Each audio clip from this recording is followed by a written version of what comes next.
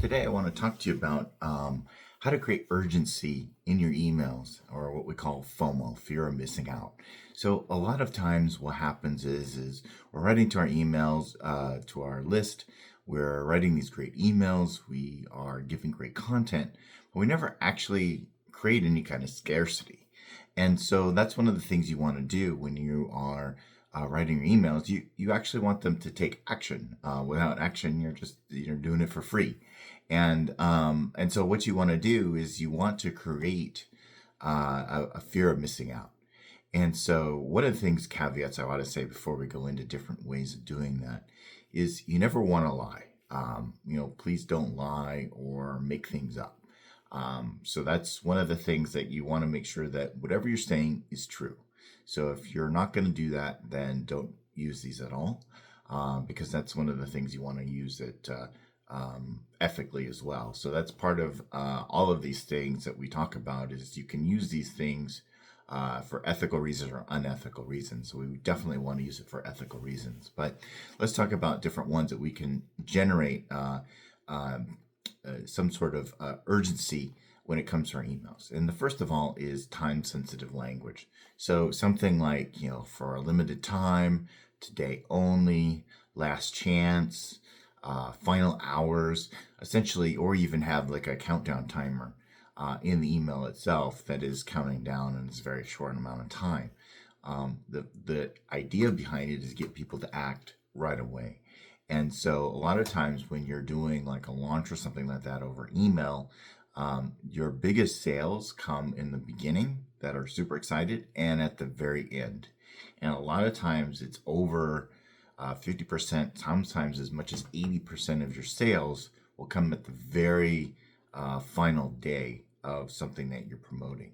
And so don't be surprised if you're looking at a launch and like it's you had a bunch of stuff in the beginning and then at the end all of a sudden a bunch of people buy at the very end. So that's part of just human nature. And so having an ending to it, or when it's done, or when it's going to be there, actually gets people to act and say what they actually want to do. And so you really want to make sure that you're utilizing that. Of course, it has to be true. If it's not true, then you can't do it. You can talk about like a limited time, or this is the last time I'm going to talk about this. That is useful information too, without saying you're just going to close down the offer or it's out of there. So the next thing is scarcity. So scarcity has to do with limited stock. If you're e-commerce or you're only giving out so many spots for if it's an online type of offer, and even sometimes time.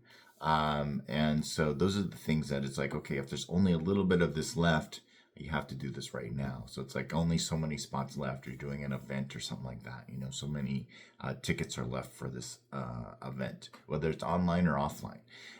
Having a limited number of items, especially as it gets lower, you want to it'll show scarcity in that way, and it gets people to act quite quickly. And even if they are out, you can have people sign up for a waiting list as well. That works too, just in case some people cancel.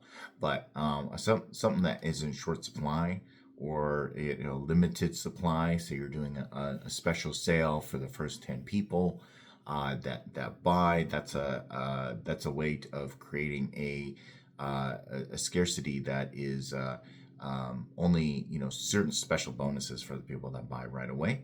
That's a way to use it as well if you don't necessarily have limited stock or anything like that. The next one I've talked about quite a bit is a countdown timer. Countdown timers are great for showing there's only a certain amount of time. It's very you can use less words. It's very visual.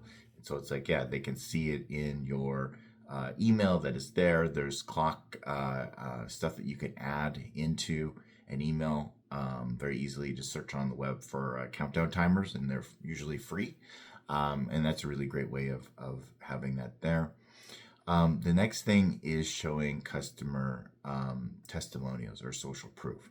So if you can show like testimonials of people that have used it and there's credibility behind it and you want to get it now, otherwise you won't be able to, and you can show And again, they got to be truthful, that, if they don't do this right away, they're going to miss out on the future benefit of your program.